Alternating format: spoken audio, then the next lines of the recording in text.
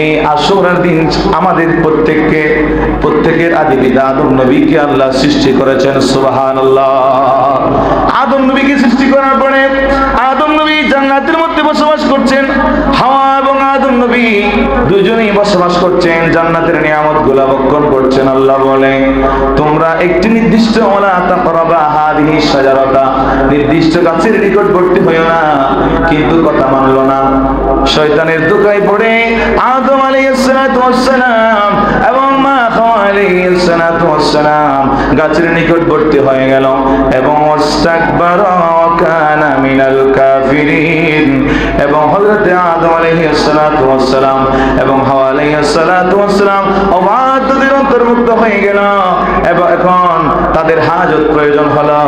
আল্লাহ বলে, হাজতের জন্য এই জান্নাতটা নয়, বরং তোমরা হাজত সারার জন্য যে পৃথিবী আমি বানিয়েছি ওই পৃথিবীর মধ্যে চলে যাও। সুবহানাল্লাহ।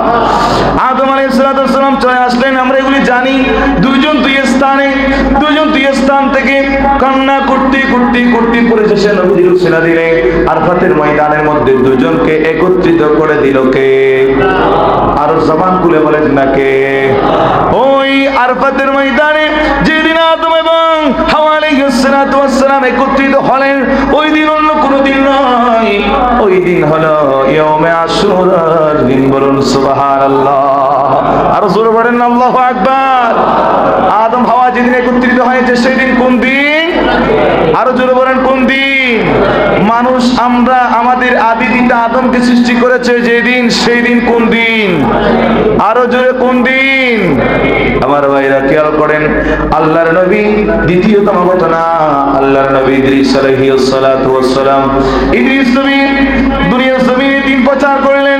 নির্দিষ্ট সময় যখন হয়ে গেল, তিনার একজন ফেরেশতা বন্ধু ছিল, ফেরেশতা বন্ধুর সাথে তিনি আসমানের মধ্যে উঠতে গেলেন। এমন সময় তিনার হায়াতের জিন্দেগির সমাপ্তি ঘটে গেল। মালাকুল মউত চলে আসলো। ওই চতুর্থ আসমানের মধ্যে হযরত ইদ্রিস নবীর রূহটা কবজ করার নির্দেশ দিলেন যিনি, তিনি কে? আল্লাহ বলছেন, ওয়া রাফা'নাহু মাকানান আলিয়া। আমি আল্লাহ ইদ্রিসকে উঠিয়ে নিয়েছিলাম। ইদ্রিসকে আমি চতুর্থ আসমানের মধ্য দিয়ে জান্নাতের মধ্যে প্রদক্ষিণ করে দিয়েছিলাম। আর যেদিন ইদ্রিস নবীকে আল্লাহ উঠিয়ে নিয়েছেন ওই দিন অন্য কোনো দিন নয়, ওই দিনটা হলো ইয়াউমে আশুরার দিন। বলুন সুবহানাল্লাহ। আমার ভাইরা, তৃতীয় নম্বর ঘটনা হলো হযরত নূহ আলাইহিস সালাতু ওয়াস সালাম। আল্লাহ রব্বুল আলামিনের জলিলুল কদর একজন পয়গম্বর নূহ নবী দুনিয়ার জমিনে এসে আল্লাহর দ্বীন প্রচার করে। নূহ আলাইহিস সালাতু ওয়াস সালাম পৃথিবীর জমিনের মধ্যে 950 বছর বেঁচে ছিলেন। কথা বলেন, কয়শো বছর? 950 বছর বেঁচে ছিলেন। নূহ নবী ওয়াহদানিয়তের প্রচার করে মানুষগুলি বুঝতে পারে না, নূহ নবীকে পাগল বলে ধিক্কার জানায়। সবাই হে প্রতিপন্ন করে নূহ আলাইহিস সালাতু ওয়াস সালামকে। এক পর্যায়ে তারা সারাদিন পাহার করে, সারাদিন আঘাত করে, সারাদিন তারা জখম করে রাত্রিবেলা মৃতভাবে চলে যায়। কথা বলেন, কিভাবে চলে যায়? রাত যখন হয় নূহ নবী মৃতভাবে চলে যায়, উম্মতরা মৃতভাবে চলে যায়। সকাল যখন হয় আর তখন ওই আল্লাহর নবী আবার বলে, ও আমার কম, আমার সম্প্রদায়, আমার উম্মতেরা, তোমরা দুনিয়াবি এই খেল তামাশা বাদ দিয়ে ওই মুরিদ আমার স্রষ্টা, তোমার স্রষ্টা রব্বুল আলামিনের গোলামিয়তের মধ্যে লিপ্ত হয়ে যাও। সুবহানাল্লাহ। আমার ভাইরা, তারা আবার প্রহার করে সারাদিন হযরত নূহ নবীকে আঘাত করে জখম করে রাত হলে মৃতভাবে চলে যায়।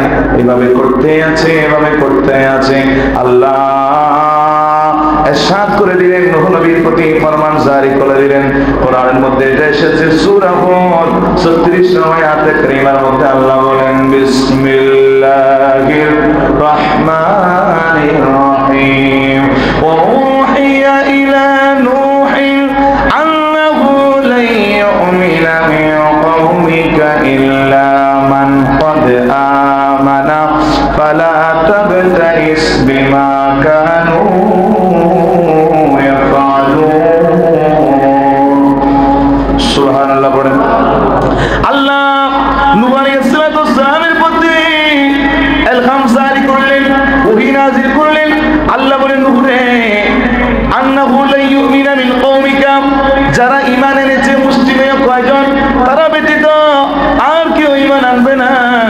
ইল্লা মান ক্বাদ আমানা, আর কেউ ঈমান আনবে না তোমার উম্মতের মধ্যে যারা এনেছে অল্প কয়েকজন, তারা ছাড়া আর কোনো ব্যক্তি ঈমান আনবে না।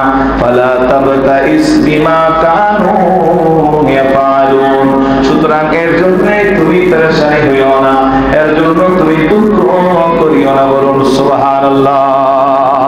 এই দুঃখ না করার কথা, এই বিষয়গুলা কোরআনের মধ্যে ঢুকিয়ে দিয়েছেন যিনি, তিনি কে? আমার ভাইরা, এখন নূহ আলাইহিস সালাম চিন্তায় পড়ে গেলেন, এই জালেম সম্প্রদায়কে কেমন করে বাঁচানো যায়। যদি তারা দুনিয়ার জমিনে থেকে যায়, তাহলে তারা তো কাফের থেকে কাফের জন্ম হবে, ঠিক কিনা? এরা তো ঈমান খুঁজে পাবে না, কাফের জন্ম হতে থাকবে। মুসলিমে যে কয়জন লোক আছে, ওই কয়জনকেও তারা ভ্রষ্ট করে ফেলবে, ঠিক না ঠিক বলে? এই কথা চিন্তা করে, কারণ আল্লাহর নবীরা স্নেহশীল, উম্মতের প্রতি দয়াশীল, উম্মতের প্রতি বড় আস্থাশীল, উম্মতের প্রতি বড় দয়া পরবশ। আল্লাহর নবী রাহমাতুল লিল আলামিনকে যেমনি ভাবে তায়েফের জমিনের মধ্যে সেদিন আঘাত করেছে, ওই কাফেররা, আপনার তায়েফবাসীরা, কিন্তু তখন ফেরেশতা বলে, ও দয়াল নবী, একটু তাদের জন্য বদদোয়া করেন, আল্লাহ আপনার দোয়া কবুল করে তাদেরকে নেস্তানাবুদ করে দেবেন, ঠিক না ঠিক বলেন? আল্লাহ নবী বলেন, আমি তাদের জন্য যদি বদদোয়া করি, ও ফেরেশতা শোনো, আমি উম্মত পাবো কোথায়? আমার উম্মত পাবো না আমি। সুতরাং তারা আমাকে না বুঝে কষ্ট দিচ্ছে, একদিন হয়তো বা তারা ঈমানের কথা জেনে শুনে বুঝে ঈমানের বিষয়টা গ্রহণ করতে পারে। সুবহানাল্লাহ। প্রত্যেক নবী রাসূল ঠিক তেমনি ভাবে উম্মতের প্রতি দয়াশীল, তারা কোনো না কোনো সময় ঈমান আনবে। হযরত নূহ নবী এই কথা চিন্তা করলেন, আবার চিন্তা করলেন, এই কাফেরগুলো যদি বেঁচে থাকে, তাদের ভিতর থেকে আপনার কাফেরই বের হয়ে আসবে। এখন তিনি চিন্তা করে দেখলেন, এদেরকে এই বিষয় থেকে কিভাবে মুক্ত করা যায়। এই কথা চিন্তা করে করে তাদেরকে মুক্ত করার জন্য আল্লাহর কাছে নূহ নবী আরজি পেশ করে আল্লাহ কোরআনে তুলে দিয়েছেন, ওয়াকালা নূহুর রাব্বি লা তাযার আলাল আরদি মিনাল কাফিরিনা দাইয়ারা। সুবহানাল্লাহ। ইন্নাকা ইতাযারহুম ইউদিল্লু ইবাদাকা ওয়া লা ইয়ালিদু ইল্লা ফাজিরান কাফফারা। সুবহানাল্লাহ। নূহ আলাইহিস সালাম বলেন, হে আমার রব, পৃথিবীতে কাফেরদের মধ্য থেকে একটি গৃহবাসীকে ছেড়ে দিও না। দাইয়ারা, কাফেরদের মধ্যে থেকে একজন গৃহবাসীকেও ছেড়ে দিও না। ইন্নাকা ইন তাযারহুম ইউদিল্লু ইবাদাকা ওয়া লা ইয়ালিদু ইল্লা ফাজিরা কাফফারা।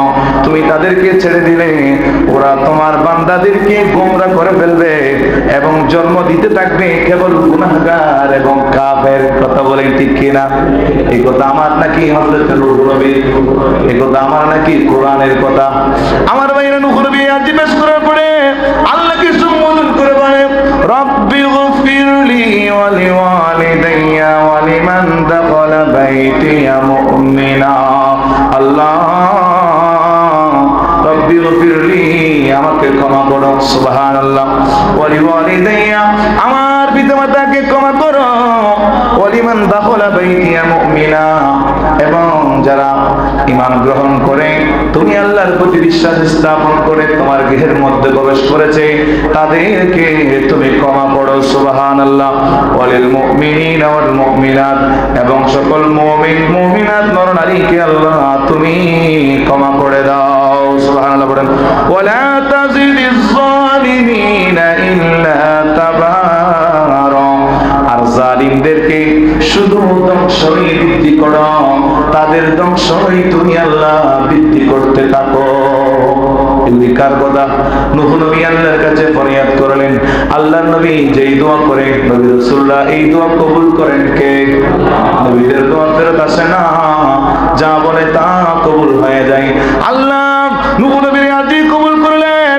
আল্লাহ নূহ নবীকে জানিয়ে দিলেন, নূহ রে, আল্লাহ বলছেন তুমি আমার তত্ত্বাবধানে এবং আমার ওহী অনুযায়ী ওয়াসনাইল ফুলকা, নৌকা নির্মাণ করো। কথা বলেন, কি নির্মাণ করো? নৌকা নির্মাণ করো। এবং তুমি ওয়ালা তুখাতিবিনি বিল্লাযিনা যালামু, ওই জালেমদের জন্য আমার কাছে কোনো সুপারিশ করিও না। ইন্নাহুম মুগরাকুন, তুমি দেখতে পাবে অচিরেই তারা ডুবে মরবে। কে বলছেন? আরো জোরে, ক্লান্ত হয়ে গেছেন নাকি? মোহাব্বতের সুরে বলেন কে? আরো জোরে কে? আল্লাহর কথা অস্বীকার করার কোনো সুযোগ আছে নি? অস্বীকার করলে ঈমান থাকবে নি? আমার ভাইরা, নূহ আলাইহিস সালাতু ওয়াস সালাম নৌকা তৈরি করছেন। ওই কাফিরগুলো আবার উপহাস করে হাসে, বলে পাগল হয়ে গেছে, পাগলামি করছে, নৌকা বানাচ্ছে, মরুভূমির ভিতরে নাকি পানি আসবে, এটা কেমন করে বিশ্বাস করা যায়? নূহ আলাইহিস সালাতু ওয়াস সালাম কিস্তি তৈরি করছেন, করতে করতে কিস্তি তৈরি হয়ে গেল। আর ওই কিস্তির ভিতরে ওই জাহেল বদবখ্ত নাচিসগুলা তারা কি করতে লাগলো? সেখানে উঠে উঠে তাদের মলমূত্র ত্যাগ করতে আরম্ভ করে দিল। নাউজুবিল্লাহ। করতে করতে করতে এক পর্যায়ে ওই নৌকা খানায় খানায় ভরপুর হয়ে গেল মলমূত্র আবর্জনা। তারা সেখানে গিয়ে তারা সেটাকে টয়লেট বানিয়ে ফেলেছে নৌকাটাকে। এবার আল্লাহ তাদের উপরে গজব দিলেন কুষ্ঠরোগ। কথা বলেন কোন রোগ? যেই রোগের কোনো ওষুধ নাই, যেই রোগের কোনো চিকিৎসা নাই, ওই রোগ দিলেন। এক পর্যায়ে একজন ব্যক্তি কুষ্ঠরোগী রোগ হয়েছে, তারপরেও সেই নবীর বিদ্রুপ করা ছাড়ে না। সে নৌকার মধ্যে দাঁড়িয়ে গেলেন, নৌকার মধ্যে বসে, নৌকা তখন খানায় খানায় ভরপুর সবগুলা মলমূত্র। সেখানে সে বাথরুম করার জন্য বসে গেল। এমন অবস্থায় সে টুস করে ওই নৌকার ভিতরে মলমূত্রের ভিতরে পড়ে গেল। সুবহানাল্লাহ। আমার ভাইরা, যখন সে সেখানে ভিতরে পড়ে গেল, তার শরীরে কুষ্ঠরোগ ছিল। অনেক কষ্ট করে সেখান থেকে এসে হামাগুড়ি খেয়ে উঠল। ওটার পর ঘরে গিয়ে দৌড় করে দেখে তার যে রোগ হয়েছে সেই রোগ সেরে গেছে। সেই রোগ সুস্থ করে দিয়েছেন যিনি, তিনি কে? কারণ আল্লাহ বলছেন, ঈসা হযরতে নূহ নবী বলেছেন, তোমরা আমাকে নিয়ে বিদ্রুপ করছো, নির্দিষ্ট সময় হলে আমিও তোমাদেরকে নিয়ে বিদ্রুপ করব। বলুন না সুবহানাল্লাহ। এখন মানুষেরা কুষ্ঠরোগীরা ওই মলমূত্রগুলা বালতি বড় বড় নিয়ে যেতে লাগলো। তা যার যে পাত্র আছে সেটা বড় বড় নিয়ে যেতে লাগলো। নিয়ে দৌত করলে তাদের মল দিয়ে তাদেরকে গোসল করাচ্ছেন কে? গোসল করলে কুষ্ঠরোগ ভালো হয়ে যায়। নিতে নিতে নিতে নিতে আর নাই। এখন এখান থেকে দুই পানি নেই, কি নেই? এক দোয়া, দুই দোয়া, তিন দোয়া, চার দোয়া, দুইতে আল্লাহ ওই নৌকাটাকে পবিত্র করে দিলেন। বলুন সুবহানাল্লাহ। যখন নৌকাটা পবিত্র হয়ে গেল, এখন আল্লাহ পাক রব্বুল আলামিন নূহ নবীকে লক্ষ্য করে বললেন, ও নূহ নবী, তুমি এখন তোমার উম্মতের মধ্যে যারা ঈমান এনেছে, ওই 40 কিংবা 50 জোড়া হাদিসে এসেছে, কিতাবে এসেছে, ওই মানুষগুলাকে কিস্তির মধ্যে ঢুকিয়ে নাও এবং প্রত্যেকটি বস্তু, প্রত্যেকটি প্রাণীর এক জোড়া করে ঢুকিয়ে নাও। একতলা, দুই তলা, তিন তলা বিশিষ্ট কিস্তি। সেখানের মধ্যে এক তলার মধ্যে নারী, এক তলায় পুরুষ, আরেক তলার মধ্যে সব প্রাণীদেরকে রাখা হয়েছে। হিংস্র প্রাণীরাও কার আদেশ মানে। সেখানে সবাই ভাই ভাই হয়ে গেল, বন্ধু হয়ে গেল, কেউ কারো ক্ষতি করে না। আল্লাহ পাক রব্বুল আলামিন মহাপ্লাবন দিলেন। দেওয়ার পরে ওই শিকারকারী জাতি, অবাধ্য জাতিকে আল্লাহ ডুবিয়ে মারলেন। বলুন না সুবহানাল্লাহ। সেজন্য শায়ের বলে, পানিতে ডুবাইয়া মাওলা কিয়ামত দেখাইলি, মাওলা কিয়ামত দেখাইলি, পানিতে ডুবাইয়া মাওলা কিয়ামত দেখাইলি, মাওলা কিয়ামত দেখাইলি। আরে গর্ত পানে নূহ নবী, গর্ত পানে নূহ নবীর কিস্তি কেন বাঁচাইলি মাওলা তুই রে তুই, আউয়াল আখিরে মাওলা, আর জোরে আউয়াল আখিরে মাওলা। তুই মাওলা তুই রে তুই আউয়াল আখিরি মাওলা তুই রে তুই সারা দুনিয়া